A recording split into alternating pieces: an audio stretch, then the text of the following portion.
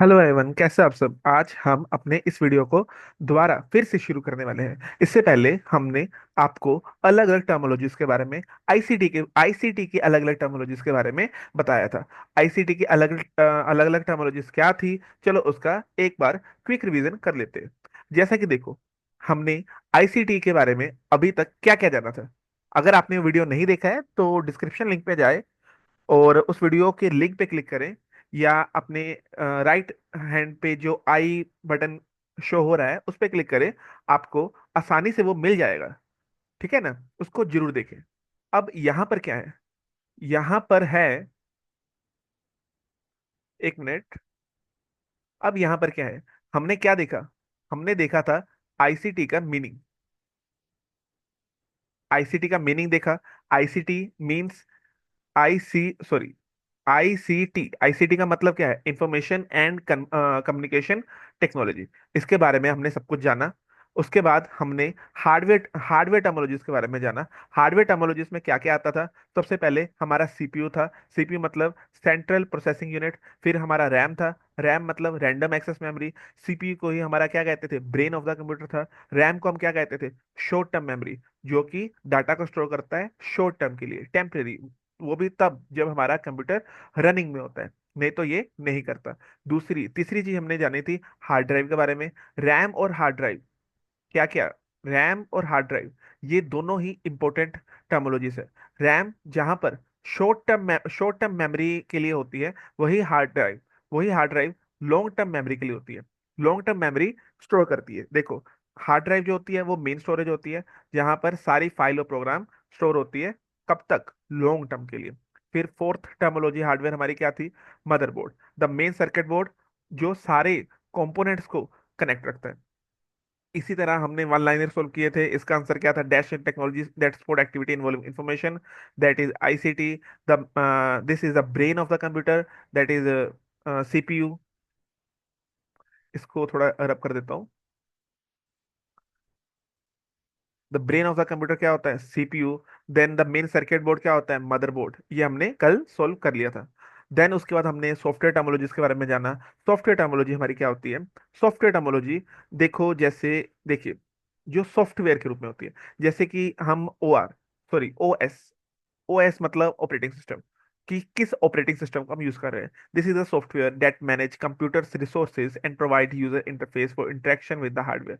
जो हम हार्डवेयर मतलब RAM ROM, hard drive, motherboard, जो ये जो सारे हार्डवेयर होते हैं, इनको एक इंटरेक्शन करके एक यूजर यूजर को, जैसे हम है, हमें एक इंटरफेस देता है। वो क्या देता है, कौन देता है, ऑपरेटिंग सिस्टम देता है, ताकि हम इन सारे हार्डवेयर को यूज कर सके।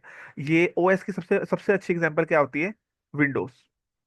सबसे अच्छी एग्जांपल है विंडोज। देन मैक ओएस और लिनक्स, ये कुछ अदर एग्जांपल है। तो सबसे ज्यादा तो विंडोज चलता है और मैक चलता है। फिर एप्लीकेशन। एप्लीकेशन जो सॉफ्टवेयर डिजाइन होते हैं स्पेसिफिक टास्क के लिए, उसे हम क्या कहते हैं, एप्लीकेशन मतलब ऐप कहते हैं। देन हमने ब्राउजर के बारे में जाना, फायरवॉल के बारे में जाना। ये सब हमने पिछली वीडियो में कर लिए थे।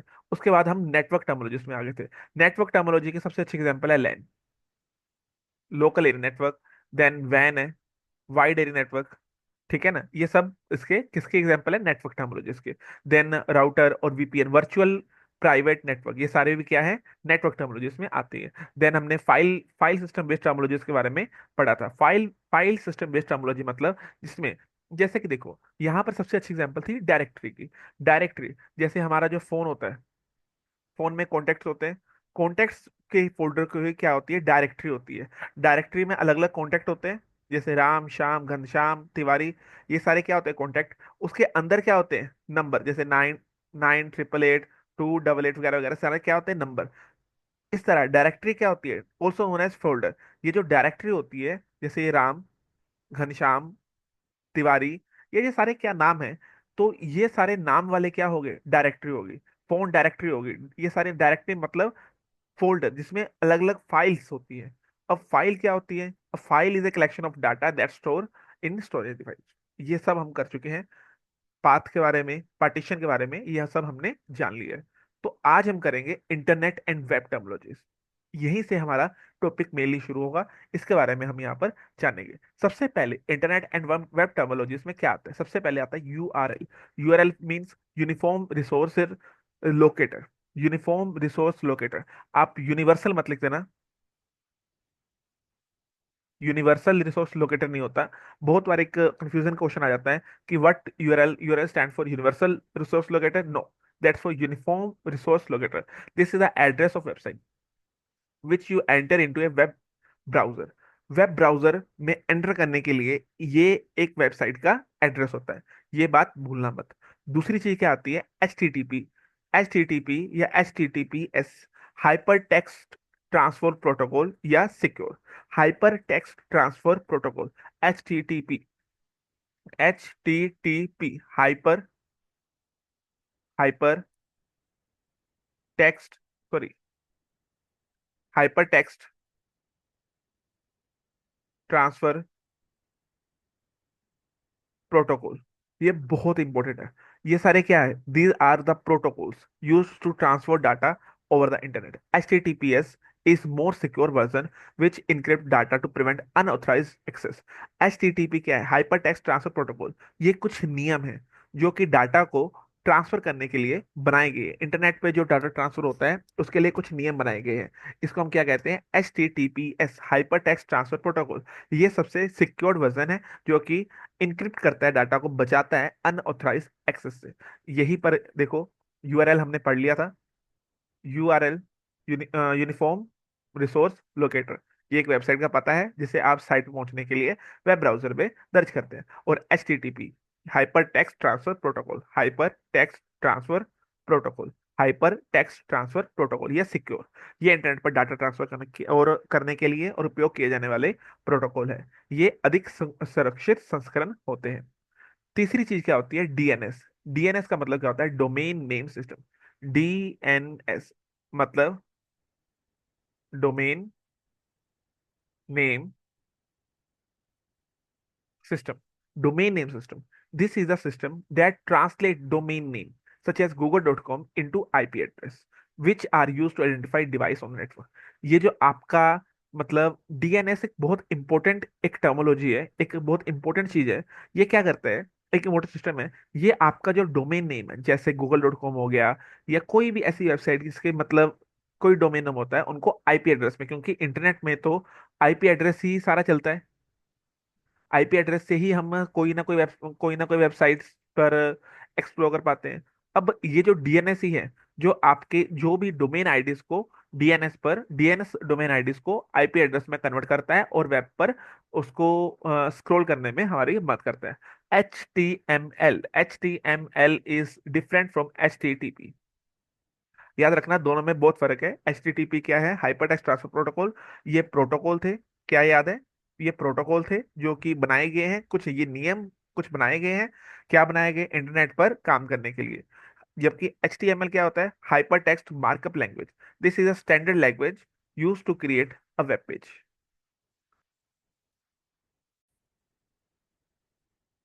हाइपर टेक्स्ट मार्कअप लैंग्वेज ये क्या है? ये स्टैंडर्ड लैंग्वेज है। That is standard language use to create web page. Web page बनाने के लिए एक स्टैंडर्ड लैंग्वेज यूज होती है, वो होती है HTML। HTTP नहीं होता। यहाँ पर बच्चे कंफ्यूज हो जाते हैं HTTP और HTML में। HTML, hyper text markup language, is that standard language that is use to create web page, ना कि HTTP। HTTP क्या होता है? Hyper text transfer protocol. DNS की हिंदी हम देख लिया है, डोमेन नाम प्रणाली। ऐसी प्रणाली जो डोमेन नाम को आईपी एड्रेस में अनुवादित करती है, मतलब ट्रांसफर करती है, ट्रांसलेट करती है, जिसका उपयोग करके हम उपकरणों की पहचान कर लेते हैं। HTML क्या होता है? Hyper text markup language. Web page बनाने के लिए इसका उपयोग किया जाने वाली ये मानक भाषा है। आगे हम शुरू करते हैं operating system and data storage based terminology. Operating system and data storage based terminology. Operating system क्या था? हमने ऊपर पढ़ा था, ये हमारी सॉफ्टवेयर टर्मोलॉजी है। सॉफ्टवेयर टर्मोलॉजी है। ऑपरेटिंग सिस्टम क्या होता है? ऑपरेटिंग सिस्टम क्या होता है? ये सारे हार्डवेयर को कनेक्ट करके यूजर को एक इंटरफेस प्रदान करता है, एक इंटरफेस देता है ताकि उसको हम यूज कर सके। ऑपरेटिंग सिस्टम की एग्जांपल क्या थी? विंडोज, मैकबुक हमने, और लिनक्स ये हमने देखा था। मैं आपको ऊपर लेके जा नहीं रहा ताकि आपको याद आ जाए। ओके, सबसे पहले आ जाता है BIOS, BIOS, basic input and output system. basic input and output system which controls the computer and related device. It also tells us about the function to be performed on the system. The instructions to be performed are embedded in a chip connected to the motherboard. सबसे पहले BIOS क्या होता है? BIOS या BIOS is stands for basic input and output system. Basic input and output system ये क्या करता है? कंट्रोल करता है। किसका कंट्रोल करता है? कंप्यूटर रिलेटेड एक्टिविटीज को, कंप्यूटर रिलेटेड डिवाइस को। It also tells us about the function to be perform on the system, कि क्या क्या फंक्शन सिस्टम पे परफॉर्म होना है और क्या परफॉर्म नहीं होता है। The instruction to be perform are embedded in a chip. ये सारा फंक्शन किसके द्वारा किया जाता है? एक चिप के द्वारा। वो चिप कहाँ लगी होती है? मदरबोर्ड पर। बहुत इंपॉर्टेंट क्वेश्चन बन जाते हैं बीआईओएस पे। बीआईओएस पे इंपॉर्टेंट इंपॉर्टेंट क्वेश्चन क्या बन रहे हैं? What BIO stand for? BIOS stand for basic input output system. ये क्या करता है? कंट्रोल करता है। किसको कंट्रोल करता है? कंप्यूटर रिलेटेड एक्टिविटीज को कंट्रोल करता है, जो कि सिस्टम को परफॉर्म करने के लिए बताती है। यही हिंदी में देख लेते हैं। BIOS basic input output system computer के संबंधित उपकरणों को नियंत्रित करता है। यह हमें सिस्टम पर किए जाने वाले कार्यों के बारे में भी बताता है। निष्पादित किए जाने वाले निर्देश मदरबोर्ड से जुड़ी एक चिप में एम्बेडेड होते हैं, मतलब सम्मिलित होते हैं। सम्मिलित होते हैं। ठीक है, कोई डाउट नहीं है। अब यहाँ पर बेसिक बेसिक कुछ टर्मोलॉजीज देख लेते हैं। सबसे पहले बाइट। बाइट क्या होती है? Byte is known as the byte या बिट। बाइट या bit is known as the data storage unit. Data storage unit. Data storage unit. Data storage unit क्या होती है? बिट। ठीक है ना? ये क्या होती है? Data storage unit. अब K stand for kilobyte. K stand for kilobyte, that is equivalent to 1024 byte. K stand for kilo byte. ठीक है ना? And 1K is equal to 1024 byte. कोई डाउट नहीं है इसमें, है ना? अब MB। MB stand for megabyte. MB। MB stand for mega byte. And one which is a million byte. MB is equal to 1 million byte. 1 million stand for इकाई, दहाई, सैकड़ा, हजार, दस या लाख और 10 लाख। जब 10 लाख पूरे हो जाते हैं तो 1 मिलियन बनता है, आपको पता है। ठीक है ना? And GB। 1 GB stand for gigabyte, that is 1000 megabyte. GB. GB stand for giga byte. 1 gigabyte stand for 1000 megabyte. क्या कोई इसमें डाउट है? थोड़ा सा अच्छे से हम यहाँ पर लिखने की कोशिश करते हैं, देखना जरा।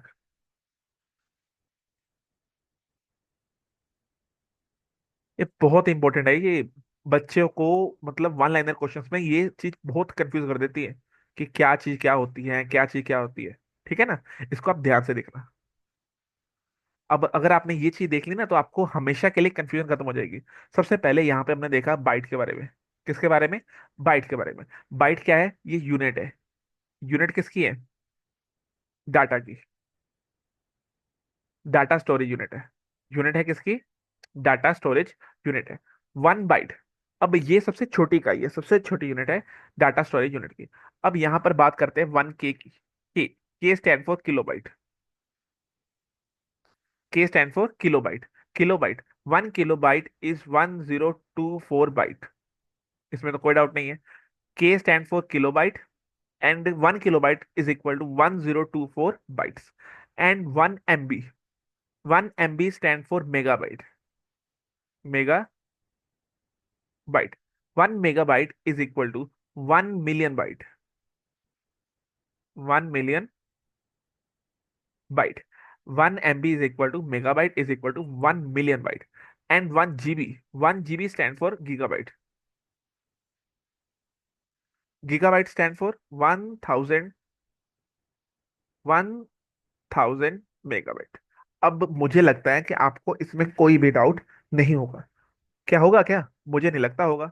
अब आगे देखो, हिंदी में भी यही देख लेते हैं। Byte. Byte data storage unit की इकाई के रूप में जाना जाता है। के का मतलब किलोबाइट होता है और एक के में 1024 बाइट्स होती है। MB क्या है? एमबी, 1 MB मतलब मेगाबाइट। एमबी, 1 MB में 1 मिलियन बाइट्स होते हैं, 1 मिलियन बाइट होते हैं। जीबी क्या है? जीबी, 1 GB मतलब गीगाबाइट। और 1 GB में कितने मेगाबाइट होते हैं? 1000 मेगाबाइट होते हैं। अब आती है मैक। अब मैकबुक का नाम सुना आपने? मैकबुक, मैकबुक क्या होता है? Media access controller. ये एप्पल वाली मैकबुक नहीं है, ये MAC. MAC stand for media access controller, that manages the way a network is accessed by computer terminals and transmits from one terminal to another। Media access control क्या करता है? Network को, जो कि एक कंप्यूटर टर्मिनल से दूसरे computer terminal तक ट्रांसफर होता है। ओएस, ओएस ये हम पढ़ चुके हैं। ओएस क्या होता है? ऑपरेटिंग सिस्टम होता है। Most important program that of the computer device which run automatically once the device is switched on. यहाँ पर ओएस की डेफिनेशन अलग से आई है, अलग से प्रेजेंट की है मैंने। यहाँ पर ओएस क्या कह रहा है? ऑपरेटिंग सिस्टम क्या होता है? जो कि कंप्यूटर का एक बहुत ही महत्वपूर्ण पार्ट होता है, जो कि जैसे ही हम स्विच ऑन करते हैं कंप्यूटर को, अपने आप चालू हो जाता है और चलता रहता है। पीछे मैंने आपको ओएस के बारे में बताया था। एक ऐसा सिस्टम, एक ऐसी चीज, एक ऐसी थिंग जो सारे हार्डवेयर को कनेक्ट करके यूजर को एक इंटरफेस प्रदान करती है ताकि वो उस पर्टिकुलर हार्डवेयर को यूज कर सके। Then PC, PC stand for personal computer in the word of ICT. PC मतलब personal computer, personal computer. That is my favourite, कोई डाउट नहीं है इसमें। Then RAM, RAM stand for random access memory. It is type of memory that can be read and change in any order. RAM, temporary memory that can be read, can be read and change in any order. RAM के बारे में हमने पीछे पढ़ा था। RAM क्या होता है? Random access memory. यहां पर भी पढ़ रहे हैं, पीछे भी पढ़ा था। पीछे रैम के बारे में क्या पढ़ा था? ये एक शॉर्ट टर्म टेम्परेरी मेमोरी होती है, जो कि डाटा को कंप्यूटर के टेम्परेरी सेव करती है, और जब तक कंप्यूटर चालू रहता है, ऑन रहता है, तब तक डाटा को स्टोर करती है। इसके ऑपोजिट हमने किसको पढ़ा था? हार्ड ड्राइव को, अगर आपको याद हो। हार्ड ड्राइव, हार्ड ड्राइव को, ये लॉन्ग टर्म मेमोरी थी जो कि डाटा को, जो कंप्यूटर के डाटा को लंबे समय तक सेव करके रखती है। देन हमने मैक के बारे में पढ़ा, ओएस पढ़ा, पीसी पढ़ा, रैम के बारे में पढ़ा। ये आप हिंदी में भी इसको एक बार पढ़ लो, किसी भी क्रम में पढ़ा और बदला जा सकता है। देन आगे होता है रोम। रैम रोम बचपन से करते आ रहे हैं, रैम रोम सबको याद होगा। रीड ओनली मेमोरी और random access memory. Random access memory तो रैम थी, और रोम क्या होता है? Read only memory. It is non volatile and can not be alter. Can not be alter मतलब चेंज नहीं किया जा सकता, नहीं किया जा सकता, बदला नहीं जा सकता, पढ़ा नहीं जा सकता। नॉन वोलेटाइल होता है, मतलब गैर वाष्पशील होता है। वोलेटाइल मतलब ये खत्म नहीं होता, ये उड़ता नहीं, चेंज नहीं किया जा सकता। VGA, VGA stands for Visual Graphic Adapter, means a form of the standard type of connection of video device like monitor and the projector। Visual Graphic Adapter, VGA मतलब एक ऐसा स्टैंडर्ड टाइप कनेक्शन जो video device, मतलब जो हमारे video device होते हैं उन्हें हम क्या कहते हैं? वीजी, जैसे मॉनिटर और प्रोजेक्टर। अब आगे देखो, एक टर्मोलॉजी है विस्विक। विस्विक क्या टर्मोलॉजी होती है? WYSIWYG stand for what you see is what you get. जो आप देखो वही आप निकाल सको, which mean what you see on the monitor is what you will get as print. जो हम देख रहे हैं उसको हम उसी समय प्रिंट कर सकते हैं, इज नोन एज विस्विक। ओके। वीजीए क्या था? एक ऐसी कनेक्टिविटी जो हमें वीडियो दिखाती है, एक वीडियो डिवाइस के लिए यूज करते हैं, दैट इज वीजीए। और विस्विक क्या होता है? What you see is what you get. Okay. Then हमने रोम देखा, रीड ओनली मेमोरी, वीजीए देखा, विस्विक देखा। Then AGP. एजीपी क्या होता है? AGP accelerated graphic port, which is a graphic hardware terminology. Then आगे ईपीरोम आता है। What is EPROM? EPROM is erasable programmable read only memory. It is a type of chip that can retain data even after power shut. क्या देखा हमने? EPROM मतलब, ROM क्या होता है? Read only memory. Read only memory ये तो पहले ही नॉन वोलेटाइल होती है, जो कि पहले ही गैर वाष्पकृत होती है, जिसे अल्टर नहीं कर सकते। दूसरी बात, ईपी रोम क्या होता है? Erasable programmable read only memory. It is type of chip that can retain data even after the power shut off. अगर पावर शट ऑफ भी हो जाए तो भी हम इसको, इसके डाटा को रिटेन कर सकते हैं। देन आगे क्या है? एच डी डी मतलब hard disk drive is a fixed disk that store data using magnetic storage, one or more rigid rapidly rotating platters coated with the magnetic material। Hard disk drive basic function यही है कि long term data को save रखती है। Then PCI है, PCI मतलब peripheral component interconnect, which is standard for connecting computer and other peripherals.